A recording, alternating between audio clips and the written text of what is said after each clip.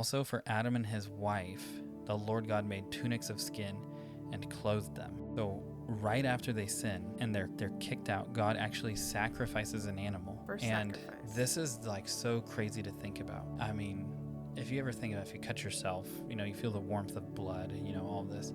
They would have felt the heat and intensity of this sacrifice resting upon their flesh. Mm-hmm. They would have felt the weight of this skin, this tunic that was placed on them. It's much heavier than a fig leaf. Absolutely. And he's like, you rightly understood that you needed a covering, mm-hmm. but you didn't understand that it would be flesh and blood. Yes. And I can't imagine being in perfect union with God, and then the next thing you know, you're probably a bloody mess, head to toe, covered in hot, dripping blood pooling at your feet, this heavy tunic of skin on you, and you're standing outside of the Garden of Eden for the first time. Yeah, the weight of torn flesh and blood. Absolutely wild. Yeah. And again, God is preaching the gospel to them, saying like, you don't understand what's going to happen yet. Mm-hmm. But he's revealing himself, and he's saying that there is one that will have his flesh torn. Yes. There's one that will be sacrificed,